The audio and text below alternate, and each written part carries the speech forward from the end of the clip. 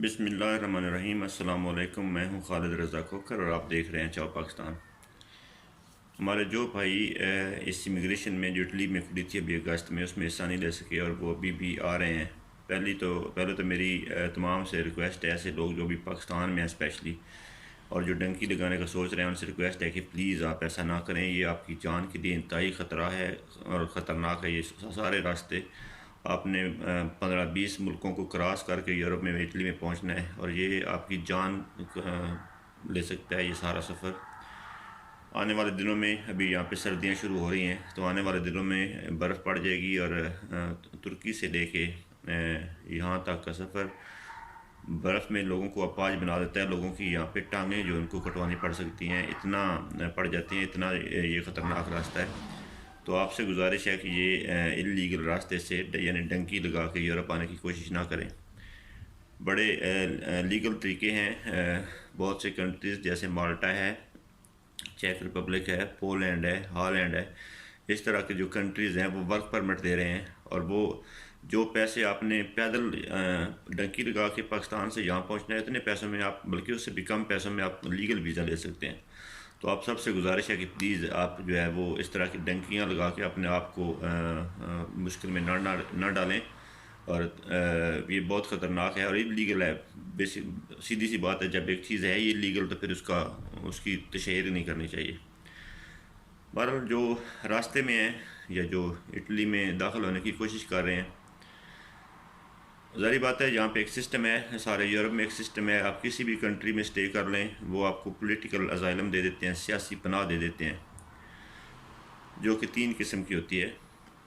वो डिपेंड करता है आपकी स्टोरी के ऊपर कि आपकी स्टोरी जो आप सुना रहे हैं वो कैसी है, ख़तरनाक है, मीडियम ख़तरनाक है या ज़्यादा ख़तरनाक है, इस बेस पे होता है। तो अगर आम एक उसमें एक इंसानी हमदर्दी की होती है, वो अगर आपका कोई छोटा मोटा मसला हो, आप बीमार हो या कोई इस तरह का हो, तो वो इंसानी हमदर्दी करके कहते हैं चलो दे दो। एक जान का ख़तरा होता है, तो उसका होता है वो उस बेस पे मिलती है। और दूसरी भी जान का ख़तरा ही है, मगर उसमें आप ज़्यादा आगे उसके और मसाइल बढ़ सकते हैं, आपकी फ़ैमिली को मसाइल हो सकते हैं, आपके जाने से वहाँ पे फसाद हो सकता है, उस तरह की चीज़ें हों, तो ये तीसरी कैटेगरी है। और इस सूरत में जो मिलती है, जो यहाँ पे आके आपको पेपर मिलेंगे, वो वो 5 साल के पेपर मिलते हैं और उस पर आप अपने मुल्क नहीं जा सकते। हमारे लोग फिर भी जाते हैं। बहरहाल जो भी है, मैं आपको ये इन्फॉर्मेशन देना चाहता हूँ, जो नए आ रहे हैं अभी इटली में दाखिल हो रहे हैं, आपको पता है कि इमिग्रेशन ख़त्म हो गई है, तो अभी और कोई रास्ता नहीं है सिवाय इसके कि आप पॉलिटिकल असाइलम करें। और पॉलिटिकल असाइलम का जो रिज़ल्ट है इटली का, ओवरऑल तो अच्छा है, मगर पिछले साल 1.5 साल में या 2 सालों में पाकिस्तान के लिए रिज़ल्ट बहुत बुरा रहा है। यहाँ बहुत बड़ी तादाद में लोग फ़ेल हुए हैं और फेल होके उन्होंने फिर अदालतों में गए हैं और अदालतों ने फिर मेहरबानी की है, तो फिर उनको कुछ को मिल गए हैं, कुछ को नहीं मिले, इस तरह कुछ चलो कम्बिनेशन बन गया। बहरहाल ये बड़ा मसला है पेपर्स का। पॉलिटिकल असाइलम के लिए लोग समझते हैं कि इटली सही है, इटली चलो ठीक है, पेपर देने में शायद यूरोप में सबसे आगे है, मगर यहाँ पे दीगर जो सूरत हाल है, मसलन काम यहाँ पे नहीं है। काम का बहुत बड़ा मसला है, आप लोगों को पता है, काम यहाँ पर नहीं मिलता और अगर काम मिल भी जाए तो वो 500-600 यूरो वाला आपको मिलने वाला है। और अगर आप इसी तरह अगर आप किसी और मुल्क में, बेहतर मुल्क में जाते हैं, फॉर एग्ज़ाम्पल दुनिया की तीसरे नंबर पे जो इकानमी है, दुनिया की तीसरे नंबर पे इकानमी जो है वो जर्मनी की है और यूरोप में पहले नंबर पे इकानमी जो है वो जर्मनी की है। तो जर्मनी में अगर कोई बंदा जाता है तो ज़ाहिर बात है उनको वहाँ पे काम का कोई मसला नहीं है, वो अच्छे पैसे कमा सकते हैं, मगर वहाँ पे पॉलिटिकल असाइलम का रिज़ल्ट बहुत गंदा और बहुत बुरा है। बहुत कम लोगों को वो पॉलिटिकल असाइलम देते हैं और वहाँ भी फिर वही तरीका है यहाँ की तरह कि फिर आपको अदालत जाना पड़ता है और अदालत जाके आप फिर केस करते हैं और इस तरह फिर आपको मिल जाए तो मिल जाए, वो भी रेशो बहुत कम है। अब उसके बाद फ़्रांस है, फ़्रांस में लोग जाते हैं क्योंकि हमारी कम्युनिटी वहाँ पे काफ़ी है। फ़्रांस में भी जो असाइलम की रेशो है वो बहुत कम है। इन तीनों मुल्कों में सबसे ज़्यादा अच्छी जो है, फिर भी चाहे बुरी है फिर भी अच्छी जो है, अच्छा रिज़ल्ट जो है वो इटली का ही है। मगर जब कोई इटली के पेपर ले लेता है तो फिर यहाँ पर बहुत से मसाइल होते हैं आगे जाके। मसाइल इसलिए कह रहा हूँ कि दूसरे मुल्कों में काफ़ी ज़्यादा सहूलतें दी गई हैं गैर मुल्कियों को, जो कि यहाँ पर नहीं दी जाती इटली में। मिसाल के तौर पे अगर एक बंदे के पास काम नहीं है तो यहाँ की स्टेट के पास कोई तरीका नहीं है आपको पैसे देने का, आपकी मदद करने का। अगर आप लीगल तरीके से रह रहे हैं, आप काम कर रहे हैं, फिर आपका काम नहीं रहता तो फिर एक लिमिटेड टाइम के लिए आपको वो डिसोक्यूपेशन यानी वो देते हैं, यानी काम नहीं है तो उस सूरत में वो पैसे देते हैं। वो भी एक लिमिटेड टाइम के लिए है, उसके बाद वो भी नहीं होता। अगर आपकी तनख्वाह 1000 है, आपके अखराजात जो 1200 हैं, तो हुकूमत के पास कोई ऐसा तरीका नहीं है कि वो 200 का आपको अरेंज करके दे और किसी किराए की मद में या बिल की मद में या किसी और इसी तरह के ख़र्चे की मद में वो आपको सपोर्ट यहाँ पे नहीं करेंगे। जबकि दूसरे मुल्कों में आपको घर भी देते हैं, आपको घर अगर नहीं चल रहा हो तो उसके मद में भी पैसे देते हैं। और इस तरह की अच्छी चीज़ें दूसरे मुल्कों में हैं, जर्मनी में भी हैं, फ्रांस में भी हैं, इटली में नहीं है। और शायद यही वजह, ये आप पॉलिटिकल अजाइलम वालों के लिए नहीं, ये दूसरे लोग जो यहाँ पे ऑलरेडी रह रहे हैं कई सालों से, उनके साथ भी यही मसला है। और यही वजह है कि इटली में पिछले 2-3 सालों में जितने लोगों ने यहाँ पे पासपोर्ट लिए हैं, नेशनलिटी ली है, वो सारे के सारे ना सही मगर 95% वो इटली छोड़ गए हैं। और इटली छोड़ के वो मोस्टली जो है वो बड़ी तादाद में इंग्लैंड में शिफ्ट हुए हैं, क्योंकि इंग्लैंड में आपको फ़ी बच्चे के हिसाब से पैसे मिलते हैं। आपके पास 2 बच्चे हैं तो आपको 500-600 पाउंड देंगे। अगर आपके 3 बच्चे हैं तो वो पर हेड वो बच्चे के देते हैं, मसलन एक बच्चे का 300 तो 3 बच्चों का 900 देंगे। तो 900 में तो फिर यहाँ पर एक फैमिली बेहतरीन तरीके से रह सकती है। तो यहाँ पर बच्चों के भी पैसे नहीं होते। इस तरह की बहुत सी सूरत हाल है। ये मैं इसलिए आपको बता रहा हूँ कि आपने अगर यहाँ पे रहना है तो आपने फिर यहाँ के ये सारे मामला देखने हैं। आपने बड़े भी होना है, आपने शादियाँ भी करनी हैं, आप में से बहुत से मैरिड होंगे, उन्होंने फैमिलियाँ बुलानी भी हैं, तो ये सारे मसाइल होंगे। तो ये सिलेक्शन का टाइम है। आप एक अच्छा मुल्क सेलेक्ट करें, किसी अच्छे मुल्क में जाएं, किसी बेहतर मुल्क में जाएं जहाँ पे आपको ज़्यादा हकूक़ मिले, जहाँ आपके आने वाली जो नस्लें हैं वो महफूज रहें। और यूरोप में अगर रहना है तो सबसे बेहतर वो जर्मनी और फ्रांस ही हैं। इटली में भी मैं आपको बिल्कुल नहीं रोकता कि आप ना आएँ, मगर ये कि इतना अच्छा सिस्टम यहाँ पे नहीं है हमारे लिए। तो यहाँ पे अगर कोई आ जाता है तो यहाँ पे किसी भी थाने में वो चला जाए। पहले तो जब आप बॉर्डर क्रॉस करेंगे तो वैसे ही आपको अरेस्ट करके वो आपको वापस तो नहीं करते, डिपोर्ट नहीं करते, वो आपको पॉलिटिकल अजालम दे देते हैं या फिंगरप्रिंट लेके छोड़ देते हैं। तो अगर तो आपको कोई पकड़ ले थाने वाला और साथ ले जाए और आपकी पॉलिटिकल अजालम खुद ही करवा दे, तो ये आप समझ लें कि आपके ऊपर अल्लाह ने बड़ा करम किया है। और अगर ऐसा नहीं होता, वो फिंगरप्रिंट लेके छोड़ देते हैं, तो फिर जो है आप किसी बंदे से रब्ता करके जो ऑलरेडी यहाँ पे अजालम जिसने लिया है उससे पूछ लें कि किस शहर का क्या सूरत हाल है। मुख्तलिफ़ शहरों की इंफॉर्मेशन लें और उसके बाद उस शहर में जाएँ जिसमें रिज़ल्ट भी अच्छा हो और जिसमें जल्दी मतलब आपका इंटरव्यू का टाइम आ जाता हो। क्योंकि यहाँ ऐसे भी शहर हैं जिनमें 2-2.5 महीने में इंटरव्यू आ जाता है, और कुछ ऐसे शहर भी हैं जिनमें 3-4 साल के बाद इंटरव्यू की बारी आती है। तो इसलिए कह रहा हूँ कि ये इन्फॉर्मेशन लेके अप्लाई करें कि किस शहर में जल्दी सर्विस है और किस शहर में अच्छा रिज़ल्ट है। और उसके बाद जो है आपको पॉलिटिकल अजालम आप करेंगे। पॉलिटिकल अजालम आप अप्लाई करते हैं, जब आप अप्लाई कर रहे हो तो उस वक्त आपको किसी किस्म की कोई स्टोरी बताने की ज़रूरत नहीं है कि मैंने पाकिस्तान क्यों छोड़ा। आप अपना नाम, पता, एड्रेस सब कुछ दें, और जिस दिन फिर आपका इंटरव्यू हो उस दिन अपनी तैयारी के साथ अपनी स्टोरी जो भी है उसको अच्छे तरीके से सोच समझ के वो अच्छे तरीके से मैनेज करके उस स्टोरी को सुनाएं जब आपका इंटरव्यू आएगा उस दिन। और जब आपका इंटरव्यू आता है तो उस दिन एक ट्रांसलेटर होता है आपके साथ। आपका ट्रांसलेटर आपकी जो आप बताएंगे वो आगे सुनाएगा कहानी। तो उस बेस पे वहाँ पे फिर 4 जज होते हैं। इंटरव्यू एक बंदा ही ले रहा होता है, मगर फैसला करने वाले 4 जज होते हैं। वो चारों जब आप इंटरव्यू दे के आ जाते हैं तो चारों उसके बाद जो आपने इंटरव्यू दिया है वो रिटन में होता है, लिखते जाते हैं साथ साथ। तो वो चारों जज होते हैं वो इंटरव्यू को पढ़ते हैं जो आपने दिया है। तो वो पढ़ने के बाद फिर चारों जज अपना अपना फ़ैसला देते हैं। तो उन 4 में से अगर 2-2 हो जाए मसलन, तो फिर एक उनका हेड है वो भी पढ़ता है। फिर हेड जो फैसला करता है फिर वो पास या फेल का फैसला होता है। और 4 में से अगर 3 आपके ख़िलाफ़ हो गए या 3 आपके हक़ में हो गए तो वो रिज़ल्ट फिर आपके सामने जो भी होगा। और अगर वहाँ से आप पास हो जाते हैं तो ज़ाहिर बात है फिर आप नॉर्मल ज़िंदगी गुजार सकते हैं। आपको जो भी पेपर देंगे वो जितने टाइम के लिए होंगे उतने टाइम के लिए हैं। उसके बाद आपने कॉन्ट्रैक्ट साथ लगाना है काम का और आप उनको कन्वर्ट कर सकते हैं काम के पेपर में। तो जो इटली का पेपर है उसको आपको पता है परमिसो डिस जोर्नो कहते हैं। परमिसो मतलब है परमिशन, दी का मतलब है ऑफ, जोर्नो का मतलब है रेजिडेंस यानी रहने की इजाज़त, रहने का इजाज़तनामा, उसको परमिसो डिस जोर्नो कहते हैं। उसके ऊपर आप काम भी कर सकते हैं। ये एक हर गैर मुल्की के पास यही होता है परमिसो डिस जोर्नो। तो वो अगर आपको मिल जाता है तो फिर आप कन्वर्ट कर सकते हैं। कन्वर्ट करके फिर आप नॉर्मल ज़िंदगी गुजार सकते हैं। और फिर ज़िंदगी में जब आएंगे तो आपको यही मसाइल जो मैंने आपके पहले जिक्र किया कि यहाँ पे आपने ख़ुद ही कुछ काम करना है। स्टेट से आपको ये हुकूमत से आपको उम्मीद ना रखें कि वो आपकी हेल्प करेंगे।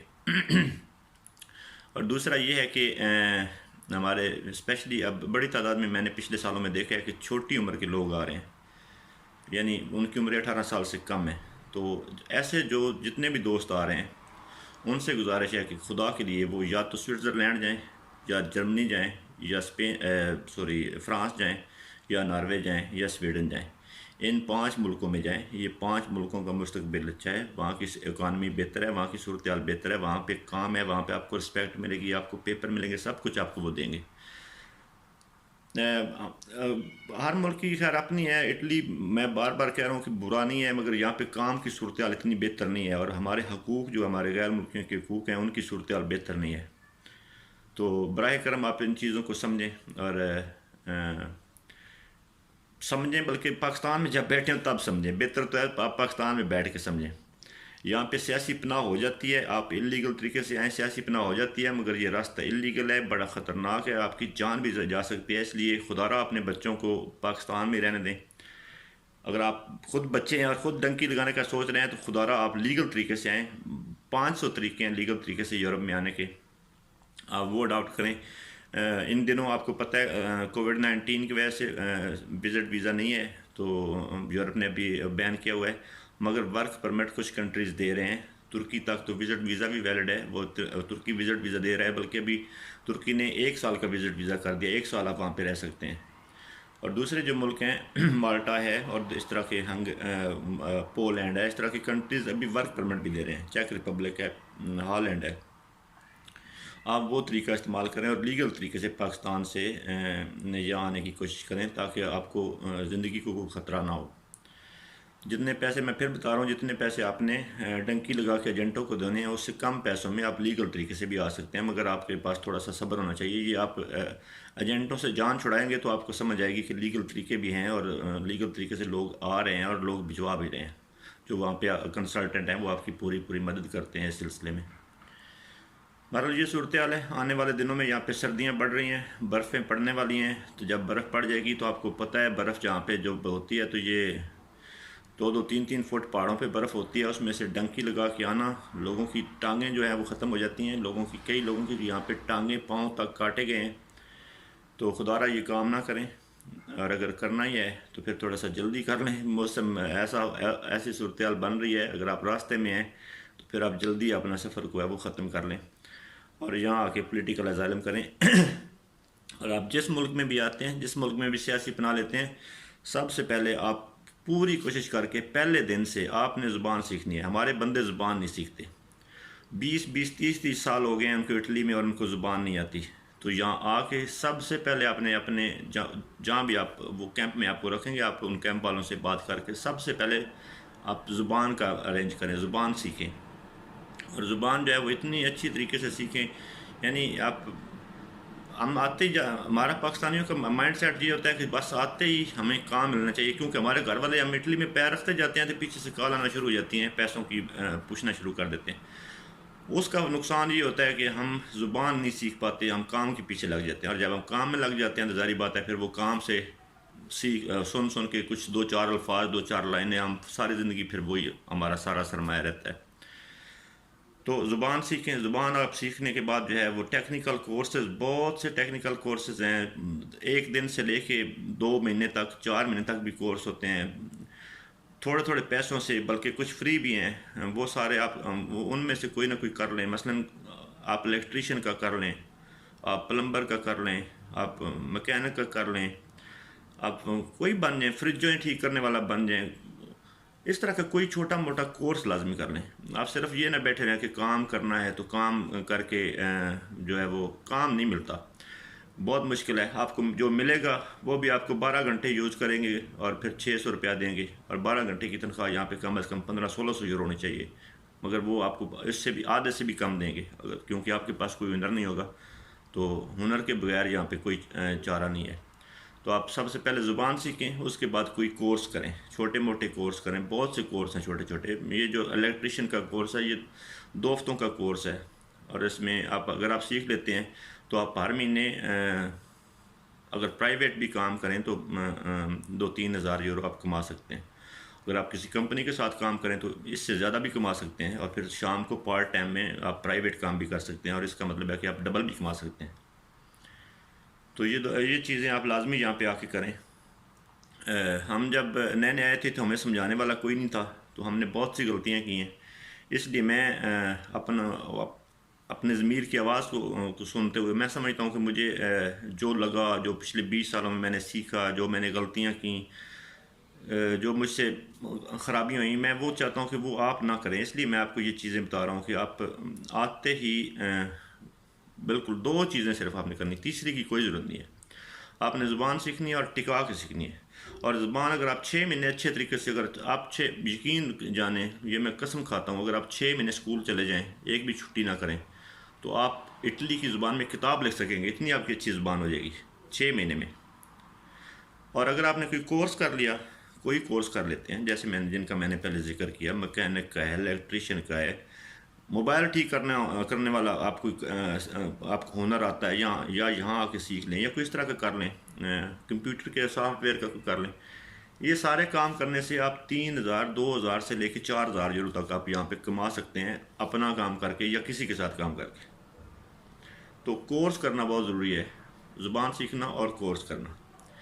ये मैंने इनमें से एक ख़राबी की है। ज़ुबान तो खैर मैंने आते ही सीखी, और मैं अल्लाह का शुक्र है मैं अब बेहतरीन ज़ुबान बोलता हूँ।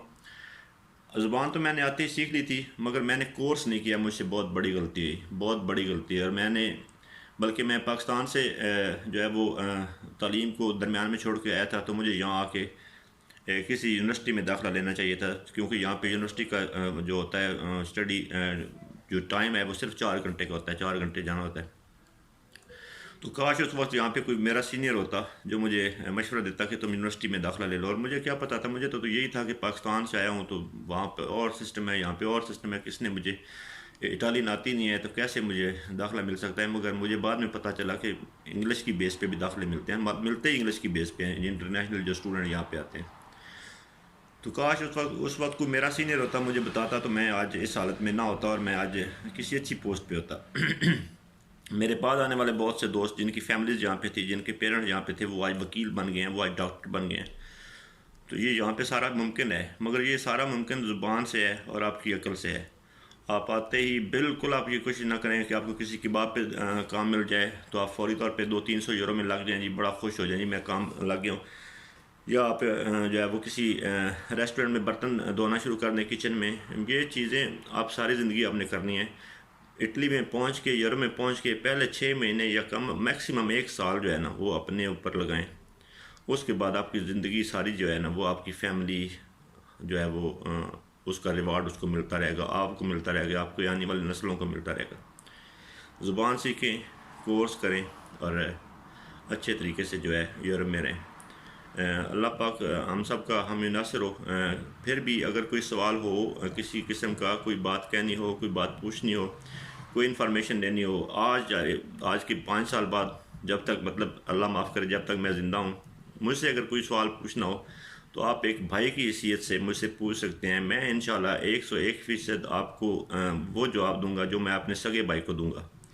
तो आप कभी भी आपको मेरी ज़रूरत पड़े तो मेरा नाम आप फेसबुक पे सर्च करें मलिक खालिद रज़ा खोकर, या मेरा ये यूट्यूब चैनल है चाहो पाकिस्तान, आप इसके थ्रू जो है वो मुझसे रब्ता कर सकते हैं। और मैं आपको इंशाल्लाह आप जहाँ भी होंगे आपकी मुआवनत करूँगा। अल्लाह आपको हामी नसर हो। अल्लाह हाफिज़।